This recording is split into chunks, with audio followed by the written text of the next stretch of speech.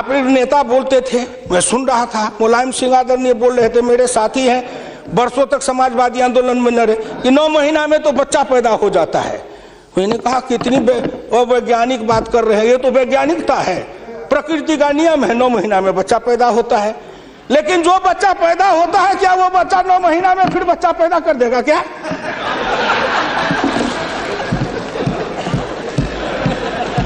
कितनी आप वैज्ञानिक बात बोल रहे हो। इस सरकार का 9 महीना हुआ, 10 महीना हुआ, सरकार पैदा हुई, अब क्या सोचते हो? आप क्या सोचते हो? इसलिए आपसे मेरी विनम्र प्रार्थना है कि संभलो, अभी भी आप संभलिए, प्लीज प्लीज, अभी आप संभलिए। आप बजट को क्या समझते हो? आप बसीर रहिए। मैं वीरप्पा मोइली साहब नहीं हूं। वीरप्पा मोइली साहब आंकड़े बता रहे थे, मैं उन आंकड़ों का जवाब दे रहा हूं कि आपने इतने दिन ये आंकड़े अब हमको पढ़ा रहे हैं। आपने क्या आंकड़े पढ़े थे? आपने आंकड़े पढ़े? 1951 में किसान थे 71.9%, 211 आपका राज, घट के हो गए 45.10 पॉइंट, 26.08 पॉइंट, किसान गायब हो गए। कहाँ गायब हो गए? कहीं नहीं गायब हुए। खेतिहर मजदूर थे 28.1 पॉइंट, और वो घट करके हो गए 17.5, वो बढ़ गए 26.08।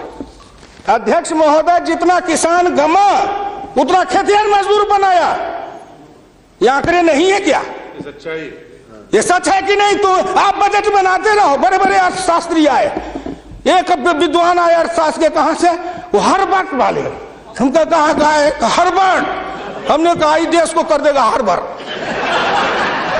ये हर्बर्ट वाला हर्बर्ट करेगा। हिंदुस्तानी अर्थशास्त्री चाहिए, अरुण जेटली के जैसे। और ये कहां गए? बोलिए। अगर ये चौधरी चरण सिंह हिंदुस्तान के जितने कृषि अर्थ ग्रामीण अर्थशास्त्री हुए, जेसी कुमारप्पा से लेकर चौधरी चरण सिंह तक, सबने एक ही बात कहा, खेती पर से जो जो भार घटेगा त्यों तो गांव की उन्नति होगी, किसान खुशहाल होगा। खेती पर से भार को कम करो। आपने कम किया, लेकिन हमको बनाया क्या? ऑफिसर बनाते, नौकरी देते, उद्योग लगाते, हाथ में काम देते, साइकिल देते, मोटरसाइकिल पर चढ़वाते, तब न समझते। हम किसान थे, हमको मजदूर बना दिया, झुग्गी झोपड़ी में डाल दिया, गंदी जिंदगी, कीड़े की जिंदगी जीने के लिए हमको रख दिया। जो गांव में बसने वाले थे वो 82.7 थे, और घट के हो गए 68.08। 14% गांव के लोग गायब हो गए। कहां गायब हो गए? गायब होके कहां गए? आपके यहाँ दिल्ली में फुटपाथ पर सोते हैं, पेड़ के नीचे सोते हैं, पेड़ के नीचे जन्मते हैं, बलते हैं, बढ़ते हैं, पेड़ के नीचे शादी करते हैं, हनीमून बनाते हैं, वहीं फिर बच्चा पैदा करते हैं, फिर पेड़ के नीचे ही अपना परिवार बसाते हैं। हमारे बच्चे को लाया, हाथ में रिक्शा थमाया, ठेला थमाया, फुटपाथ पर काम करवाया, गरीबी से मजदूर किया, कुत्ते के जैसे जिंदगी जीने के हमको मजबूर कर दिया। और ऊपर से आप बताते हैं कि हम अब तुम्हारे लिए क्या दे दिया? फूड सिक्योरिटी दे दिया। फूड सिक्योरिटी, दाना उपजावे, धान उपजावे हम, गेहूं उपजावे हम, अनाज उपजावे हम, मेहनत करे हम, हमको बस समझते हैं आप भिखमंगा।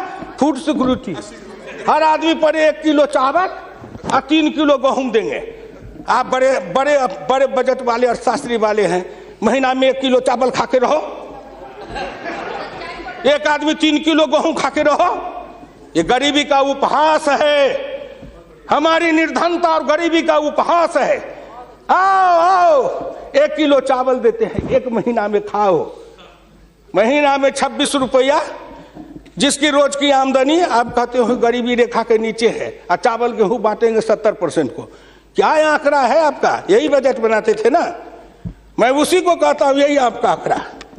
गरीबी, चावल गेहूं खाए 70-80%, हमको कहो गरीबी की रेखा के नीचे है 26%। कबीरा बाँचे आखिन लेखा, पंडित बाँचे पोथिन लेखा।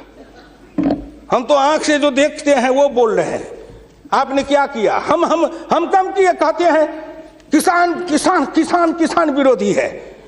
हिंदुस्तान में 90-91 में 185.2 मिलियन हेक्टेयर खेती की जमीन थी और आपके राज्य में 2011-12 में 182 मिलियन हेक्टेयर हो गई। ये जमीन कहाँ गई? हम खा गए? हमारे गांव के लोग खा गए? कौन खा गए? जो खाए हो। लेकिन मैं इतना जानता हूं कि आप हमारी जमीन खा गए। और दूसरे तरफ जो गैर कृषि योग्य भूमि थी 90-91 में 21.22 मिलियन हेक्टेयर, 11-12 में हो गए 26.29 हेक्टेयर। गैर कृषि योग्य भूमि बढ़ी है, कृषि योग्य भूमि का ह्रास हुआ।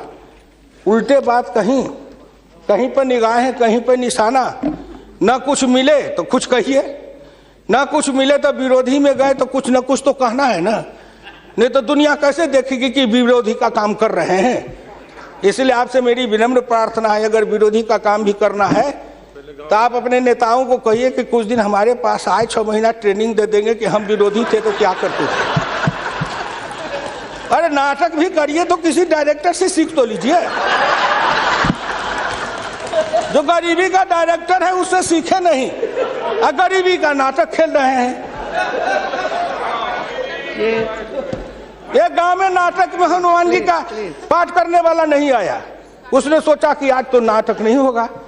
एक बहुत मोटा तगड़ा दुकानदार था, उनको पकड़ लाया, कहा तू नाटक कर, केवल खड़ा रहना। और जब वो खड़ा होकर पाठ करने लगा तो रावण ने डांट के कहा कि कहाँ गए, लाओ तेल घी लाओ, इसके पूंछ में आग लगाओ। उसको हुआ कि अब तो जल के मरेंगे। तो कहा हजूर हम तो हनुमान जी नहीं है, हम तो बनिया है, अपनी दुकान चला रहे थे। वैसे ही आप नाटक करिएगा। इसलिए आपसे मेरी विनम्र प्रार्थना है, आपसे मेरी विनम्र प्रार्थना है कि इसको देखिए। दिशा, जब तक आपके पास में दृष्टि नहीं बनेगी, आपकी दिशा नहीं ठीक थी, आपकी दृष्टि नहीं ठीक थी, तो आप संकल्प क्या कर रहे थे? चलता है सब, आप कहे कि हम भी चले, आपका बजट चला, आपकी अर्थनीति चली, आर्थिक विषमता, सामाजिक विषमता, राजनीतिक विषमता, प्रशासनिक विषमता। क्या मैं पूछता हूं कि आपके किसी बजट से इन विषमताओं को अंत करने के लिए कोई काम किया?